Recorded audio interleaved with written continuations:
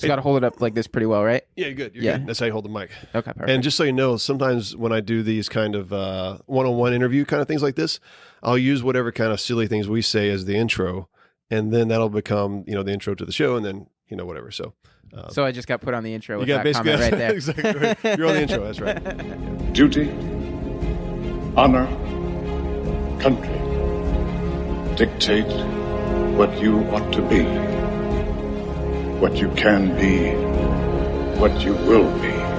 The destiny of man is not measured by material computations. When great forces are on the move in the world, we learn we're spirits, not animals. Now we are the masters of our fate. Hey there, men. Welcome back to another episode of the Wolf and Iron podcast. I'm your host, Mike Yarbrough, founder and curator of wolfandiron.com. And I'm glad you're here. Guys, you're in for a treat today. I'm actually sitting down with my friend, Danny Decker. We actually had a chance for him to drop by the office here. He got a chance to see how Rustic and Maine is run and just kind of get a tour of the place. Danny's a local guy. He's a marketing guy. He's written the book, Marketing Simplified. And I found out about him through Cody, which has been making all kinds of connections for us lately. But it's great that Danny's local because he's one of those guys you can sit down and you tell him a little bit about what you're doing with your business and kind of what your goals are, what your ideas are. And you can just see the wheels kind of turning, and he's asking all the right questions, and he's giving you ideas, and he's saying, have you ever thought about this? Have you ever thought about that? So he's that kind of guy. So if you're an entrepreneur, or if you've got the kind of the business mindset, he's the guy you want to know. I mean, he's the perfect kind of guy to bounce ideas off of, but he also knows his stuff when it comes to marketing. And so I wanted to do this episode for you guys because it's going to help you understand a little bit more about how marketing works, some of the inside kind of things, and I don't want you guys to be scared of it. I don't want marketing to be like one of these things where you've got to have this major company that does it and you spend, hundreds of thousands of dollars a year for these guys to do all that for you. There are some very practical things that you can learn and start doing for your own business for marketing. And it doesn't have to be complex, but you do need to have some simple solutions and some strategies in place. And Danny's got some great advice. So without further ado, here's my conversation with my pal, Danny Decker. All right, fellas, so we got a little bit of a different show for you today. Danny Decker, who's a local guy, friend of mine, and guy I met actually through Cody Lanham, our producer. And we've sat down, we've chatted before. We've talked about entrepreneur things. We've talked about marketing things. And he's just a good guy. And I was like, I want to have Danny in here because you're doing a lot of cool stuff. And I don't always get a chance to have somebody in person here in the office to interview. And there's lots of synergy and stuff like that happens. So tell us about what you do, who you are, backstory. Take as much time as you want. I want to drink some coffee. Yeah, sounds good. So first off, just thanks for having me here. Like, this is really fun. And it was awesome to walk through your office and your workshop beforehand and just see kind of where the magic happens. It's super cool. Just briefly about me. So I built a business called Spotlight Branding over the last 7 years. And we were very focused on the niche of solo and small firm lawyers. We did their marketing, and it was a great time. It was myself and a partner, the two of us working in a spare bedroom out of my apartment for like the first 3 years. And we started to figure some things out, and we were able to really grow the business into, a real business with employees. And, we broke 7 figures a few years ago and just had a really good time with it. And business is still doing great. I got to a point this summer where I was kind of ready to explore some different things. And one of the sort of passions that I discovered in myself over the last few years is I really love teaching other business owners how to market and grow their business. Yeah, and without going too far into a tangent, like, I'm a strategy guy, so I like to think about why I'm doing things. And here is kind of my why, is that I just really believe that entrepreneurs and small businesses are among the very greatest forces for good, in our world and in our community. And it's obviously on a small scale, we create products and we create services that make life better for our clients and customers, right? You guys make amazing wedding rings, and we solve problems on a very small way, but it's a lot bigger than that too when you really think about it. And entrepreneurs are responsible for 90 to 95% of the new jobs created over the last 10 years.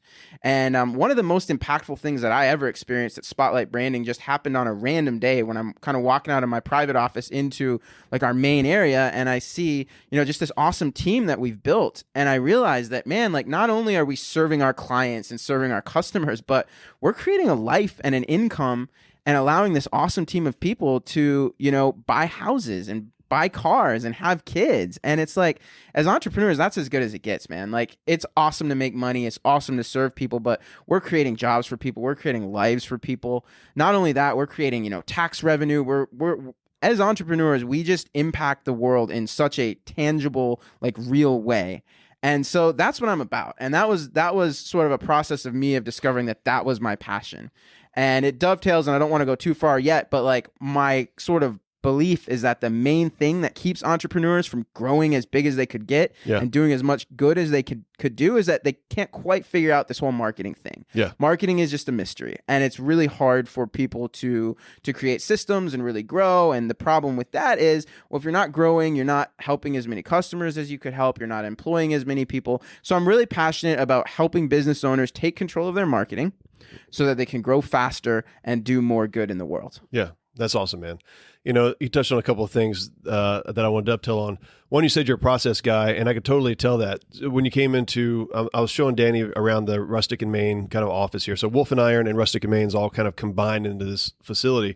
And we're in my office right now, but as we're kind of walking through, I'm showing Danny the process for how the rings kind of get made. And he's just sort of like, well, what happens with this step? And what happens with that step? And so that was really cool, man, to see that that your mind thinks like that you work like that you are a process guy. And I very much, when we first got together and talked, I was like, yeah, this guy gets it. He's like, as I'm talking to you about stuff, I can see the wheels turning, and you're coming up with ideas, and you're thinking about how to solve whatever the solution is, like what the next step is, or how to add efficiencies and stuff. So I thought that was really cool. Yeah. Oh, thanks, man. And it's fun, and I enjoy it. That's the way I'm wired. It's been good for me building a business. It drives my wife crazy sometimes because it's like, I don't, I think probably a lot of you guys can identify with this, but like, she has some sort of problem or some sort of issue, and I immediately jump to the solution. Oh, yeah. It's like, here's how you solve it. And she's like, well, I didn't want you to solve it. I wanted you to empathize with me. And like, the solving is what I do. Right. And I'm like, oh, it's so hard to switch between the two. But no, that's the way I'm wired. And like, honestly, that's what allowed us to build a real business. And I know you guys are killing it too, Mike. And that's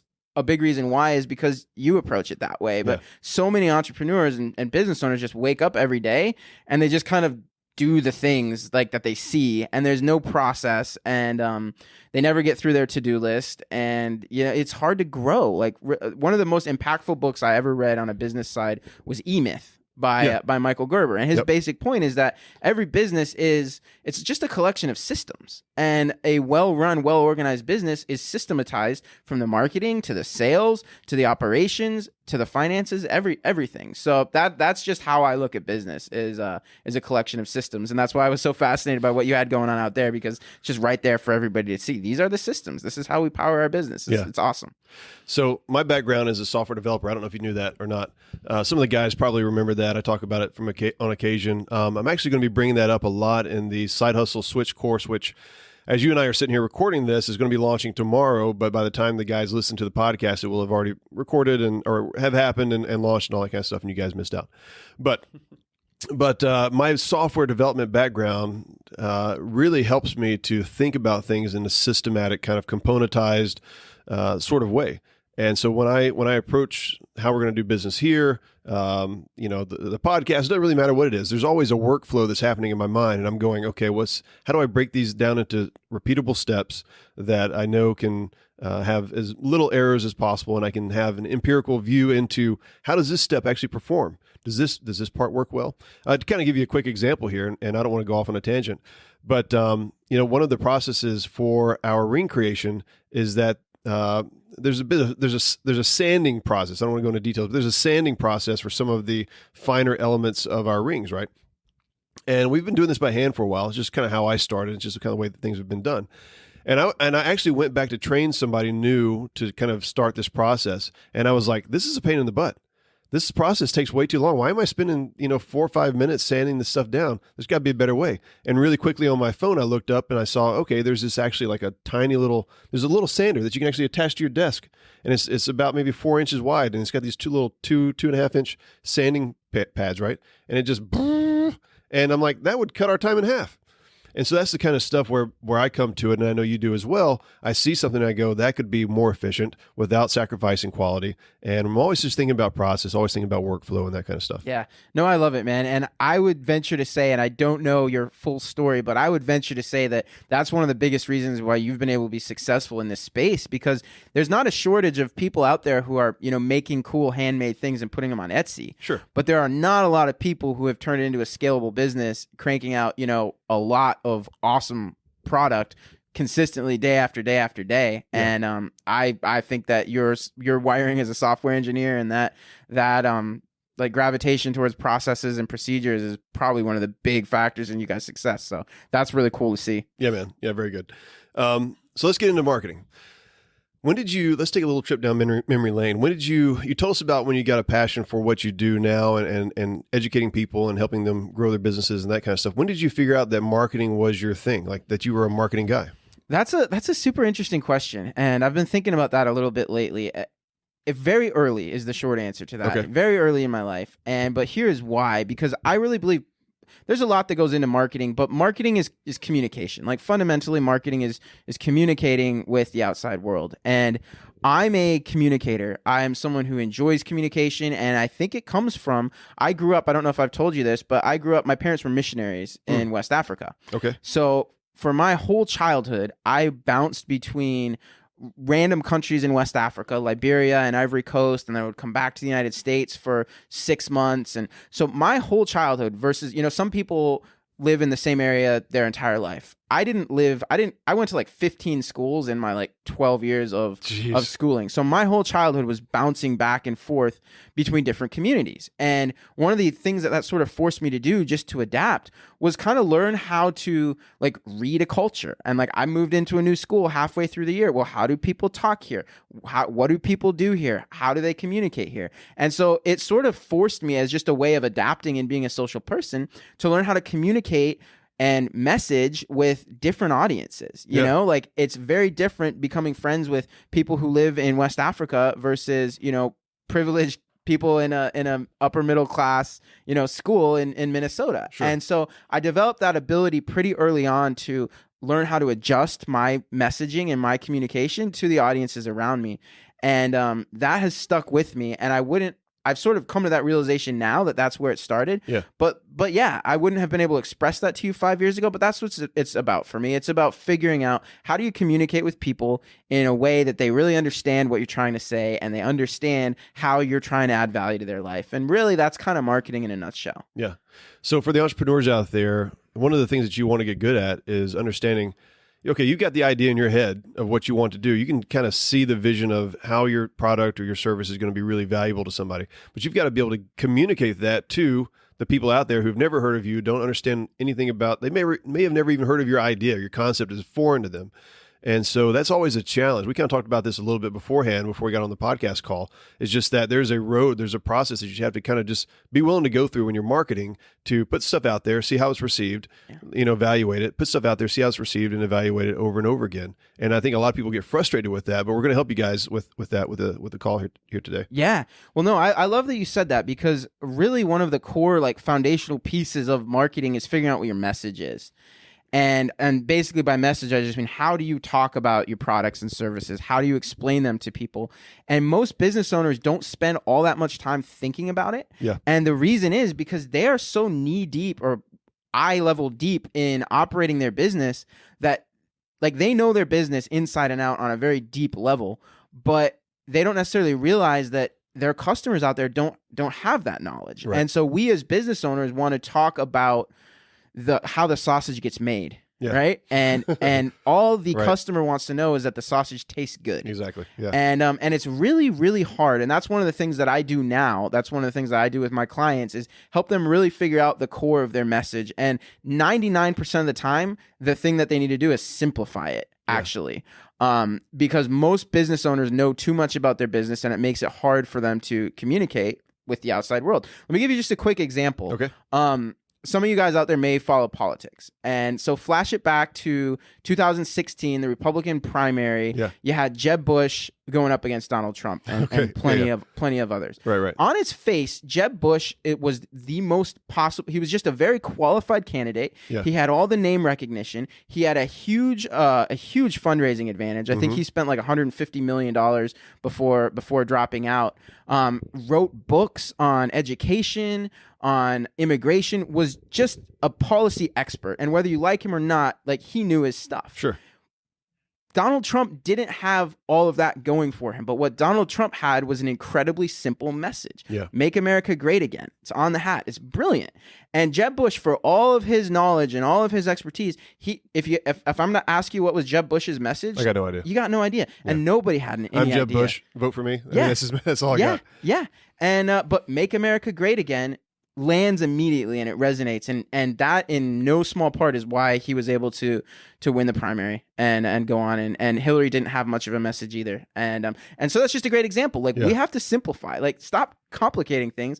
Make America great again. It doesn't get any easier than that. Sure. You know, that's what we all need to do with our messaging. And the thing about that, I mean, in that particular example, it doesn't, in one sense, it doesn't really tell the customer, you know, the voter, exactly what that means.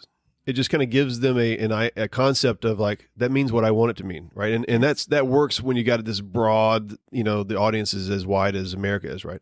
But I think, what about for people who have, I need to niche down. I need to talk to somebody who needs to understand that this is for you, and here's the specific thing that it solves. Is that something that we should be communicating? Yeah, definitely. And you make a good point. And I think the parallel between what Trump did and what business owners need to do is leading with, like, the key benefit first. So it's, how am I going to make your life better in a real big picture way? And you got to hook them, and you got to get their attention. And then when you have their attention, then you can start adding some more detail and kind of explaining what that really looks like. The problem most business owners have is they just want to start with what they do. Like, for me, in my new business, I could come out and say I'm a marketing consultant. But what I like to do instead is tell people that my passion is helping business owners figure out their marketing so that they can grow faster and do more good in the world. Yeah. And most people I have that conversation with, they're like, whoa, I get it. And they're engaged, and then they say, tell me more. Sure. And I do have to tell them more. Yeah. But the key is that I got them focused on that big picture objective, like, first. Yeah, that's good.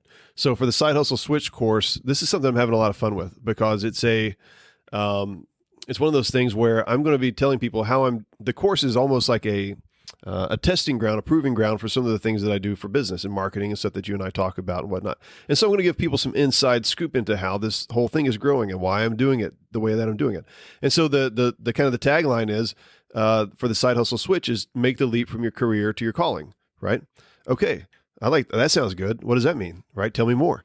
And so, I mean, at least I think that sounds good. We'll find out. It might get, it might change down the road. You know, by the time you guys get it, maybe something totally different. But that's the kind of stuff that you want to do as a marketing person, or as you think about your businesses. What is it going to be for them? That's really going to, if I were in the buyer's shoes, how would I want to be presented with this? That's going to intrigue me, and then also tell me about how it's going to solve my problem. No, that's so smart. And one of the, like, really impactful lessons I got early on with marketing, and it was really more specifically in copywriting, right? So creating sales letters or websites. Like, the objective of your headline is to get people to read the next sentence. Yep. And the objective of the next sentence is to get them to read the next sentence. Exactly. And, like, because people have just a crazy short attention span. And we deal with so much distraction, and we're all stressed out, and we're all overscheduled, that people aren't going to put the work in to make sense of something that's confusing to them. So when you lead with an awesome tagline like you just shared, what was it again? Make the leap from your career to your calling. Yeah, like, that's amazing. And that hooks me. And guess what? You at least bought yourself, you know, I'm going to read the next sentence. You're going to click on something. And exactly. Yeah. And so that's what it's about. It's about, you start big picture, you start with the benefits, and you kind of lead them down the road that eventually leads to, they've seen the value and they can't wait to buy it from you. Yeah. But you got to do it with every step of the way, keeping them excited, and just understanding that you can lose people. Like, as soon as you say something that's confusing, or as soon as you say something that that is just boring, like, you're going to lose people. So it's a great headline, but then it's following it up with, you know, the next points on your website or your sales pitch or whatever. Yeah. So, one of the things that I like to keep in mind is that as much as I like to be a business owner, entrepreneur, one of the things I have to keep in mind is I'm kind of like an entrepreneur scientist or a marketing scientist. I'm just experimenting. Everything we do is just an experiment. It's just to see, does this work? And you have to really have that mindset when you go into business, because you have to think, I've got a concept, but it's just based on a lot of assumptions that people think like I do, that they're coming from the exact same perspective that I am with things.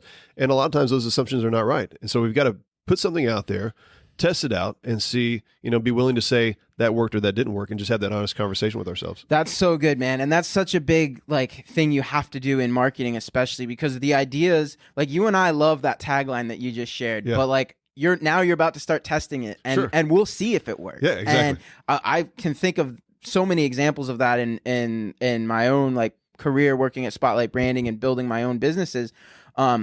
I love using software, to get a little bit technical here, that allows you to test different messages on your landing pages. Sure. And so, for example, back at Spotlight Branding, I was built a funnel and a landing page trying to get people to sign up for our newsletter. And the idea is they sign up for our newsletter and they hear from us and eventually they hire us, blah, blah, blah.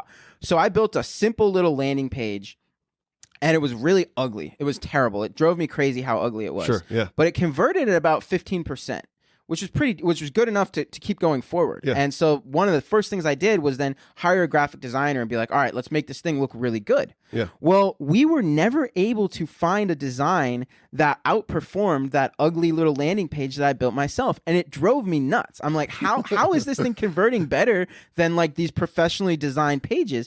But it wasn't. And for whatever reason, and I've learned to stop trying to figure out what the general public is going to be attracted to, and instead test and find out what they're attracted to. Exactly. So I love that you're approaching it that way, and I just couldn't agree more. When I run a Facebook campaign, I'll create 20 different ads with different messages, and I'll always have some fun with it. I'll choose which one I think is the best, and which one I think is going to perform best. Never do I get it right. It's often the one that I thought was the worst that actually performs the best. So that's a big key in marketing, is you got to test what you're doing, especially if you're putting dollars behind it. If you're spending money on ads, you got to be testing so you can optimize and get the best, return on your spend.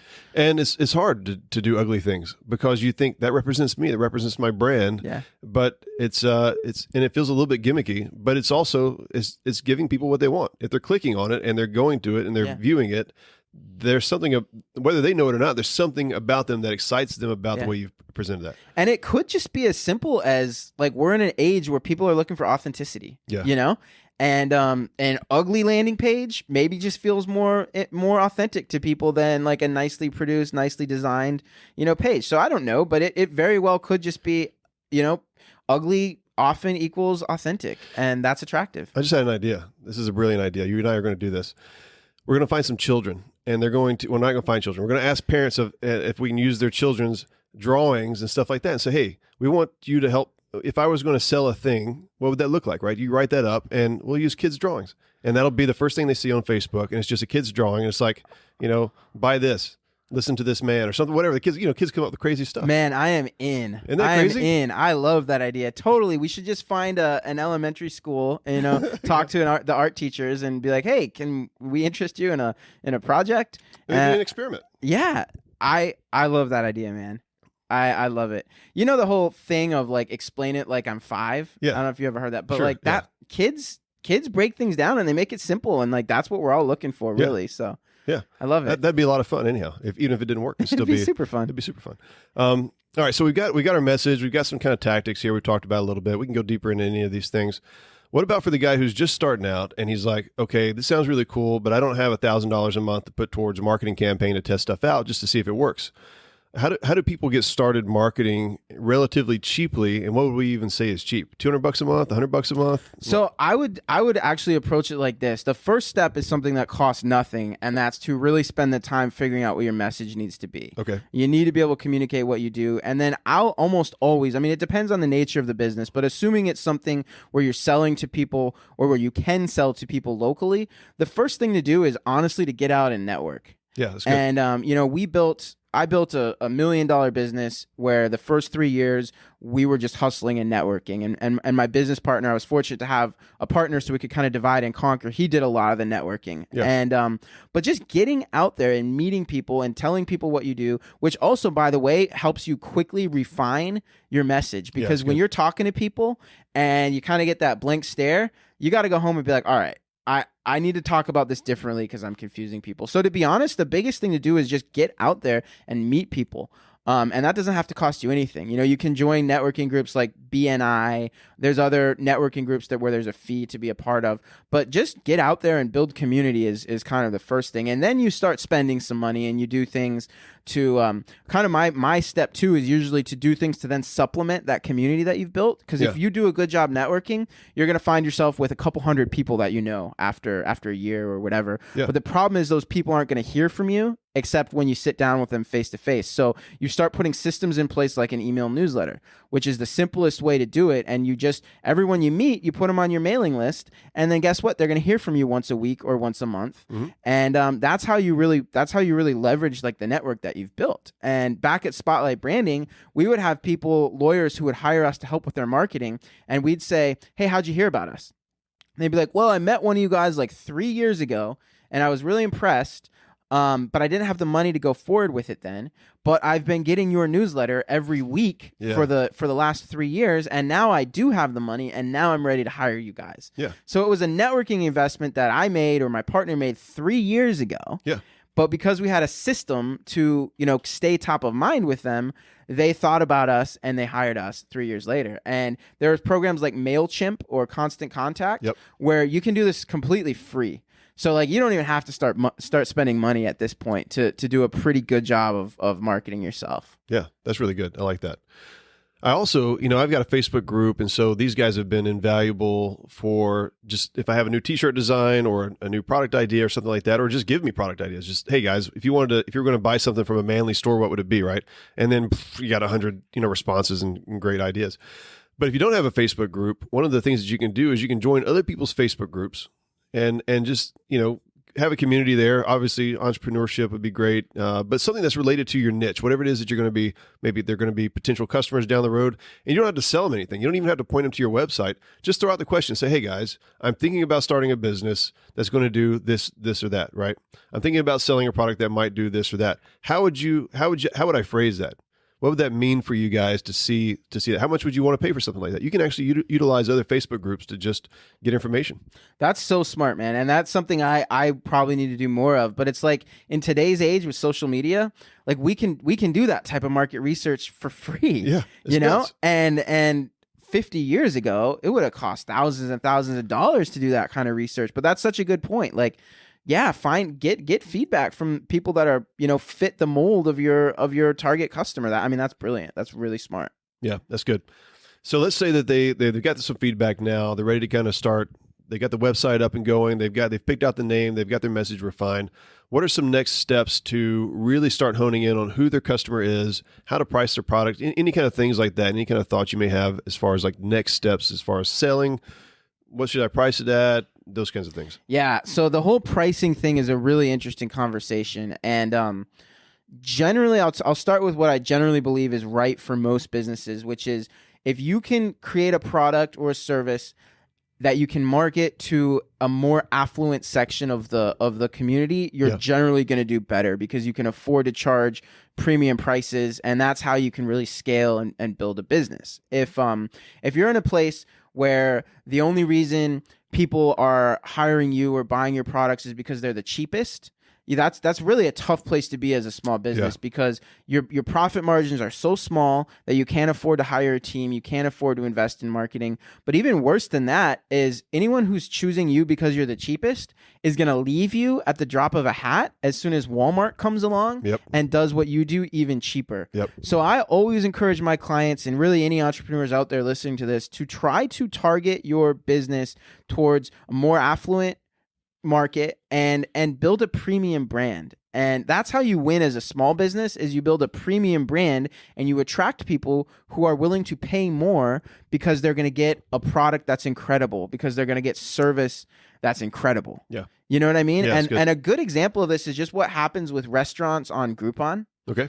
Yeah. You know, a restaurant owner, Groupon sounds like the greatest thing ever. And like you're a business owner, you're a restaurant owner, and you're like, yeah, okay, I'm gonna cut my prices super cheap this week. I'm gonna get a whole flood of new customers through Groupon. Yeah, I'm not gonna make any money, but it's fine because they're all gonna like my food so much that they're gonna come back time and time again. Never happens. No. The only reason they came is because it was cheap, and next week they're not coming back. They're going to the next cheap restaurant. Yep. And so that's the trap that business owners get stuck on. And that's one of the things I'm really kind of passionate about educating people about is don't go down that road. Yeah. Build a premium business, provide great service, provide great products, build a premium brand. And to me, that's the way to attack it whenever possible. Yeah, that's really, really good. And I think there's a hang up that we all have, most of us, I would say, have, unless you came from that affluent kind of culture where it almost feels wrong to charge serious money for something, right? I know when we started Rustic in Maine and we were selling the rings at maybe, let's say $250 for a ring, right? And that was way cheap. If even then I was like, I couldn't pay $250 for a ring because I'm a middle-class guy. I'm the only sole provider for my family. I don't have extra income. And so it just was a revolutionary thing for me to think that other people can just spend money on that. Well, they became popular. And so we were like, well, supply and demand, we're going to increase the price. And then we increased the price again and kept going up. And I think we found a good place to be. I'll tell you what changed my mind, though. This is a crazy story. So we go to... we're watching Steve Martin and Martin Short in concert, basically. They call it the watch us while we're still alive or watch them before they're dead kind of concert. And that's awesome. And it was just hilarious, right? These guys are just so funny. And this was a big date night for my wife and I. I think we spent like maybe $250, maybe $300 on the ticket, something like that. And we go, and it's like an anniversary deal for us. And we're super excited. We're dressed up, we're not to the nines, but we're dressed up. We want a good place. Well, the guys that were up front, the old guys that were up front, they were basically wearing like their golfing shorts and their polos, and they were just as unkempt as can be.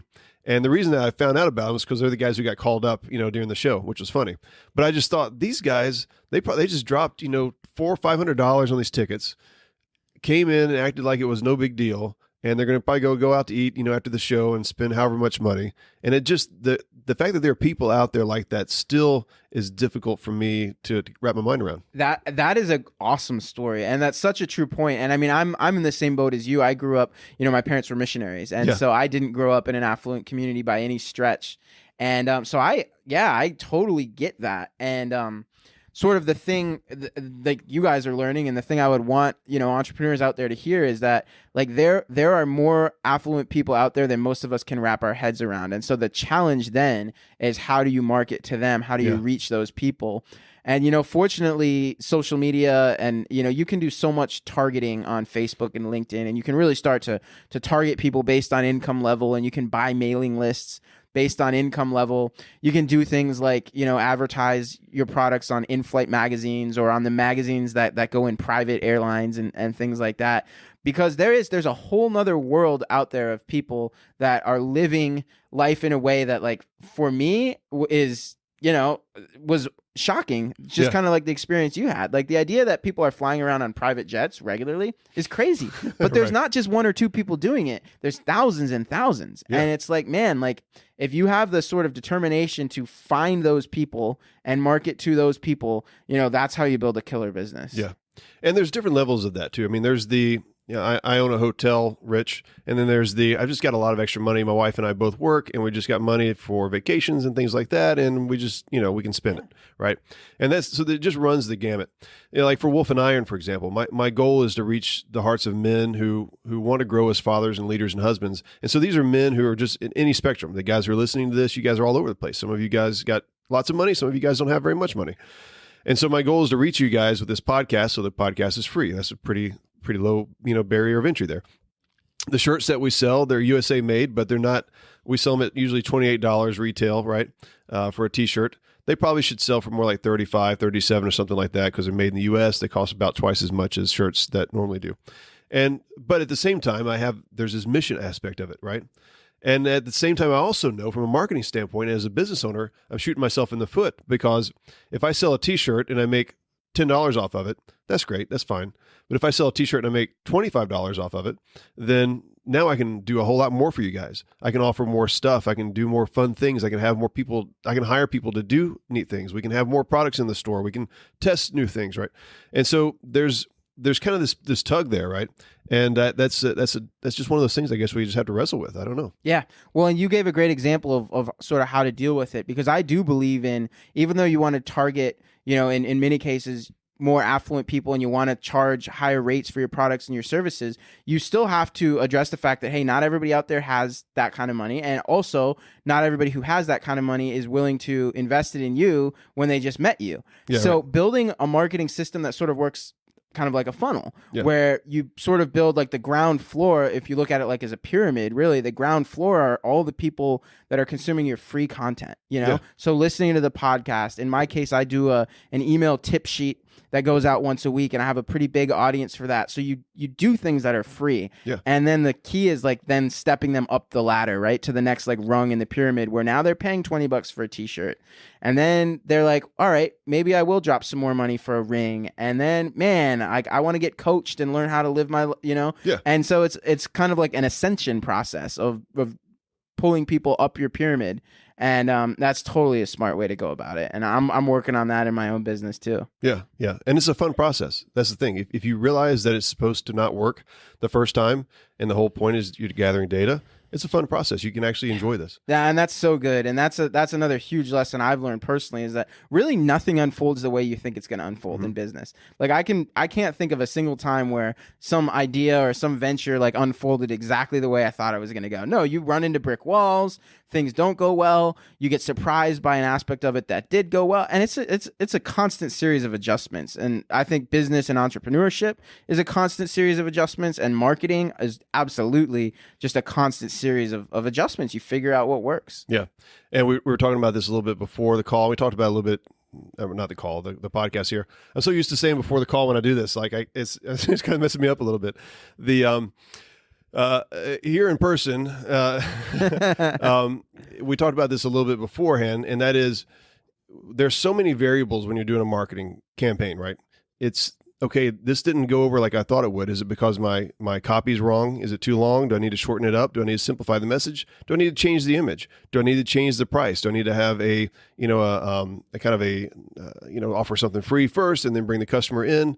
There's so many different things that go on that you really have to just be analyzing that data. And you guys have to realize, here's the thing, in our culture, we get frustrated when we've been doing something for 3 or 4 months and we're not really seeing the results we want. But you guys have got to understand, like you said, 50 years ago, you're talking 5-6 years of data gathering just to understand who your customer is. And not only that, but probably tens and hundreds of thousands of dollars invested just to kind of understand who is my customer and how can I sell them this one product.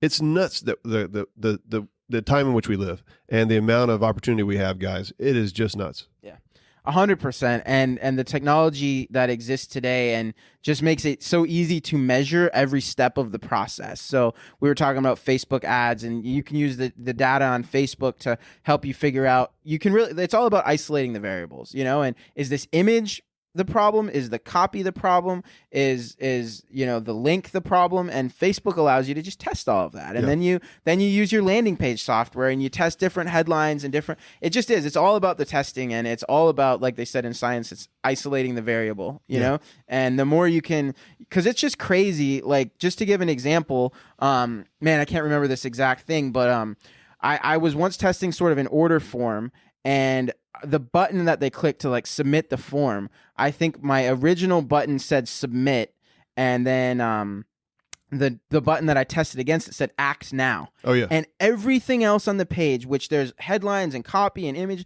all of these other details, well, that little change like tripled the conversion rate. That's nuts. It's just this tiny little change. Yeah. And like, who would have ever thought?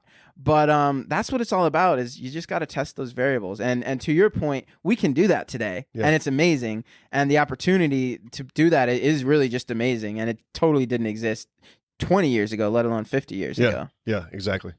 What are some of the mistakes that you see first-time business owners make, first-time people who are just trying to dipping their toe in the water for marketing, mistakes that you see them make that you wish that if you could go back or if you could stop them from doing, that you would say, hey, here's the 5 things you're going to do wrong or whatever. Yeah.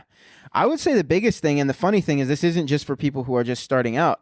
So many businesses have this issue, is they just don't budget the time for marketing. Oh, that's good. Marketing just goes to like the bottom of our to-do list. And because and I get it, as business owners, we are the marketer, the salesperson, the bookkeeper, the HR manager, the warehouse, like we do everything. We wear every hat in a business, and this is so true when you're first starting out. Mm-hmm. And there's always going to be urgent tasks that need to be dealt with every day, right? You're going to have customers who are complaining, and that's a big deal. Or you have employees who are stealing from you, and that's there's always something. And the problem is that marketing always gets pushed to the bottom of the to-do list. And so people just don't do it. Like the biggest thing that I've come to realize, the biggest problem with people figuring out their marketing is just the time, just committing the time to your marketing. So what I always tell my clients, and what I tell anybody really, is you got to put marketing time on your calendar. Now, if you're in a position where you hire someone to handle your marketing, great. But if you're doing it yourself, it has to go on your calendar. You have to schedule in maybe 5 hours a week at the beginning and treat it as urgent time that you're not letting people interrupt you. That's good. Yeah. Where if you get a customer wants to meet with you, you tell them you schedule a different time, right? You would never cancel a meeting with an important client, and you should never cancel like your marketing time. You just have to put it on the calendar, and you need to get it done. And I also mentioned, sometimes you hire people to help you with that, and that's great. But I see this problem all the time too, where what happens is you hire someone and you're like, she's gonna be like my admin person. She's gonna do a bunch of different things and my marketing. Right. And that happens all the time. The problem is all of those other things feel more urgent, and then that poor person never has the time to actually get to the marketing, and so it doesn't happen. So whether it's your time or someone on your staff's time, someone has to put the time in and commit to it and make sure they show up and get it done. That's absolutely key, man. And, guys, as your business is going, especially before you get to the name number $1 million mark or whatever, before things are really rolling strong, sales have got to be your number one focus. They've got to be the thing that you're focused on, because until that happens, I don't recommend you quit your job. I don't recommend you do anything. You've got to get your sales down. You've got to know how to sell the one product so that you can bring customers in and they buy from you, and you don't have to have it 90% accurate, but you need to have it to where you within a certain degree of certainty, you understand how to get your customers. There's always going to be market fluctuations. There's always going to be, your competitor comes on and things kind of throw you for a loop, or they get tired of seeing the same ads. But you've got to have a really good general understanding of how to market your product so that you can basically let your marketing engine work. And then you can sit back and focus on the cool stuff that you want to do as an entrepreneur. Yeah. The next thing. Oh, no, 100%. I couldn't agree more. And I'll say on the sort of the mistake end of the spectrum is sometimes you'll see where a business starts to really grow. Yeah. And the business owner who once was doing sales, like you said, kind of relaxes too much on that front and puts a sales team in place and doesn't pay any attention to it. And that can get you in trouble too, because really, like, always your marketing and your sales, that fuels your company. Like if you don't have customers and clients coming in, like you can't grow, you can't pay people, you can't make products, you can't do anything.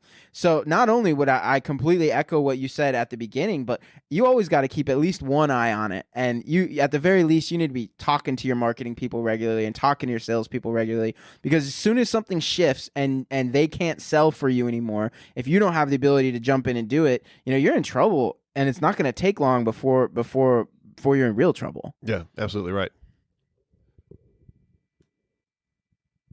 So one of the things that I think first-time business owners, marketers need to really consider is that there's a cost to acquire the customer, right?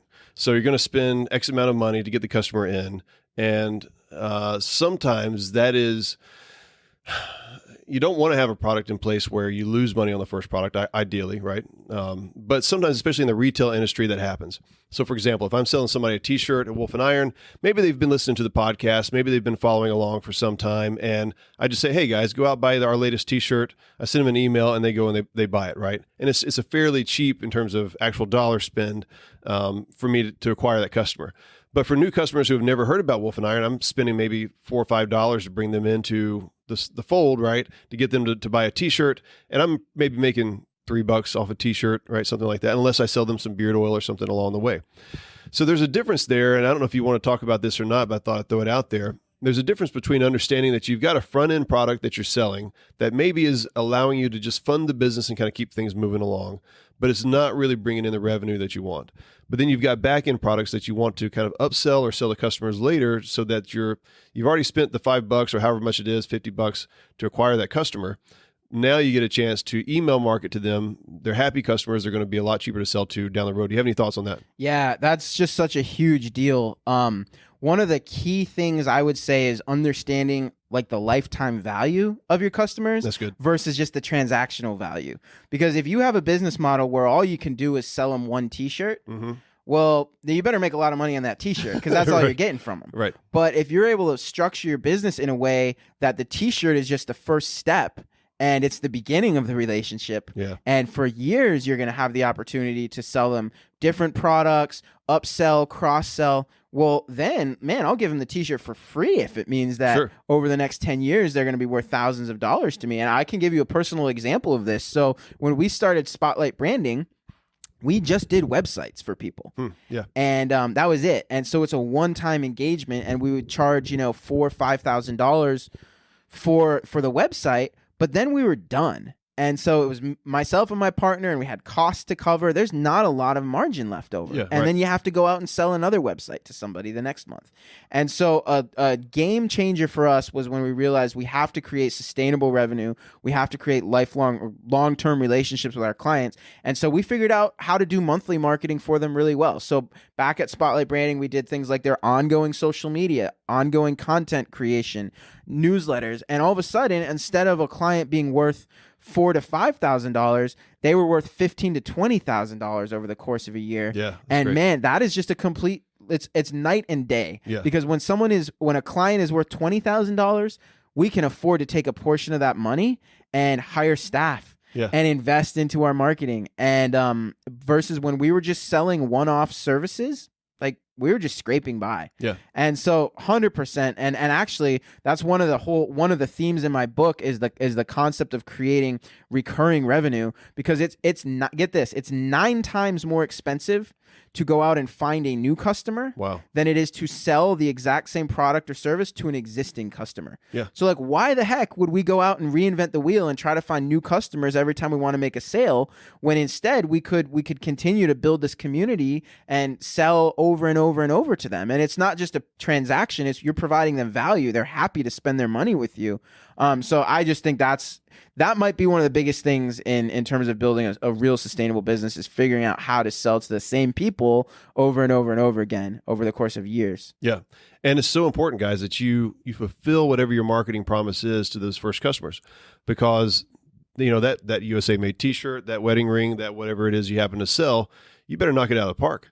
You better do your absolute best on that, because the real value, not only do you want to have a happy customer and a clear conscience, but you want them to come back. And you want them to say, I want to buy from this guy again because they know what they're doing. I trust them. Such a good point. It really is all about managing those expectations. And it's hard on the sales and marketing side because we want to make these crazy promises, right? Yeah. Because we want to close the deal. So we're tempted to just tell them, this t-shirt is not only going to look great, it's going to cure cancer, Right. But then they get the thing and then they're disappointed. So it really does take discipline in terms of making promises that are appealing to people, but making sure that your product or your service is not only going to meet those expectations, but actually exceed them. Yeah. So it takes a lot of discipline, and it's all about that, because you're completely right. If somebody is disappointed by the first thing they buy from you, like, forget about it. You're never going to sell them anything ever again. Yep, exactly.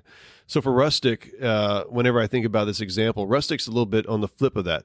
People are in the wedding season. They want to spend money, or they're going to spend money anyhow, probably on a wedding ring or something like that. So they're probably going to drop $400-$500 with us with their first experience, right? With Rustic in Maine. And it's hard to find a product that I can upsell them like on top of that over the course of their life, right? We can sell some coasters with leather things. We can sell some little goods, but it would be hard to top that first initial purchase where there's so much there's a markup in the ring, and there's a good profit margin and stuff like that. But it doesn't mean that our customers are one and done. We've just got to be innovative and think of what kind of products can we create that are going to appeal to them. Yeah, no, totally, man. Totally. That makes a lot of sense. I mean, one of the things is like community, right? So it's like, and what you guys do with Rustic is very unique, and it attracts a certain subset of people, and they probably enjoy knowing each other. And bring them into the community. I mean, I love that that's how you guys approach it, because you're right. It can be tricky. A good example is real estate. I was just having this conversation with somebody, and it's like, well, I'm a real estate agent. I just sold him a house. Yeah, what's next? Right? What's next? Well, what's interesting in real estate is the average American, which I didn't know this, buys a new house every 5 to 7 years. Yeah. So if you're a realtor, if I was in the real estate world, when I sold someone a house, a countdown clock would start, and I would have their name somewhere, and I would know some point in the next 5 to 10 years they're going to be on the market again. And my objective as a realtor would be to be sure I'm the one that sells the house for him next time, and the next time, and the next time. And so over the course of a career, you could buy and sell a house for someone 6 or 8 times. Yeah, so. Even in industries like that, there are definitely ways to create continuity. And not only that, but you've got referrals too, right? You knock it out of the park for that person. These people are a lot of times in the same season of life, and they just got married. They're getting ready to have kids. They need to upgrade their house. Well, of course, they know people who are doing the same thing. Do you know a realtor that we could use? Yep, And so that's another way that you're making money. And you mentioned that in the book as well. And we talked about the book a little bit. I want to close on this a little bit because I know we're kind of running on late on time here. You wrote a book, really good book called Marketing Simplified. And, marketing guys, most of the marketing books I got are like 2 inches thick, and they're just like, they're full of really, really good information, but it's overwhelming for most. It'd be overwhelming for me if I didn't already have some kind of concept of what marketing was. You've done a really, really good job of creating a book that's just like, this helps me understand how to market and not have to I don't have to deal with all the intricacies of the newest thing on Facebook or the newest thing on Instagram or the newest thing on whatever, right? That other people may talk about. And you really do break things down really, really well. So if this is wetting your whistle, guys, if this conversation is doing anything for you and you're like, I want to know more about marketing, go out and buy Danny's book. You can find it on Amazon. It's called Marketing Simplified. Danny Decker is his name. I mentioned to you earlier today that you got a superhero name. I love it. The DD, right? I love it. That's pretty cool. So I don't know, marketing maybe is your superpower. So that'd be cool. Oh, there you go. That's a great connection. Yeah, no, I had a lot of fun writing the book, and I chose the title very deliberately, like Marketing Simplified, because like I said earlier, I really think that figuring out marketing is what keeps most businesses from growing. Yeah. Like they're just not able to make sense of it. And part of the problem is that we're all getting our advice from marketing vendors. So like the website person will tell you why websites are super important, and the person who's selling search engine optimization will tell you why search engine optimization is so important. And there's not a lot of sort of objective voices that are like helping you create a plan. So that's what I do on a small scale for my actual clients, but also with the book, that was kind of my hope, is to empower business owners to really understand how this thing works, help them make strategic decisions. And sure, I didn't get into the nitty gritty details of how to advertise on Facebook, because you know what? There's a lot of people who can tell you that. But what I hope to do with the book is help you think through, should I be on Facebook? Oh, that's good. And if I'm on Facebook, what should my message be? And things like that. That's where it needs to start. And most business owners just skip that part. They just skip it and they go straight to spending too much money with a vendor. Boost everything. Yeah, exactly. Exactly. So that's what it's all about. And I definitely appreciate the feedback. And it is available on Amazon, and I think on barnesandnoble.com too. But that was my goal, is just to break this thing down and truly simplify it so business owners can make better decisions and grow their businesses faster. Yeah, that's great, man. How can people get in touch with you? So I'm super active on Facebook. My Facebook page is, if you just search for Marketing Simplified, and maybe throw my name on there, you'll find it. My main website is marketingsimplifiedpodcast.com. So I have a podcast where I kind of try to break this stuff down as well. If you hop on that site or on my Facebook page, you can sign up for my newsletter, which goes out once a week. And I share, tips on how to make your ads work better, how to make your messaging work better. So subscribe to that newsletter. That would be awesome. And again, the simplest way to do it is either just search Facebook for Marketing Simplified, or hop on my website at marketingsimplifiedpodcast.com. I'll tell you, I'm on your email list, and I get on email list, and I'm just kind of like, okay, these are just canned things that I can't stand, and I don't really enjoy it. You've got a little video in there, man. It's very interactive, and the marketing tips are really good. They're just solid. They're just solid, good things. They're pro level tips is what I would consider them. That's awesome, man. Yeah, one of my philosophies with a newsletter is it's free, and it's always going to be free, but I'm trying to make it so valuable that people would actually pay for it. Yeah. Because I want people to actually look forward to reading the newsletter. Otherwise, what's the point? It doesn't do me any good to send out a newsletter that nobody's reading. So I try to put a lot into it and make it really good stuff. That's good, man. All right. Well, it's been great having you here. I know the guys are going to have a lot of questions. Listen, guys, for those of you who are thinking about maybe starting a business and you've got questions about marketing, throw those over in our Facebook group. If you're not a member of our Facebook group yet, you can get there by going to wolfandiron.com/thegroup.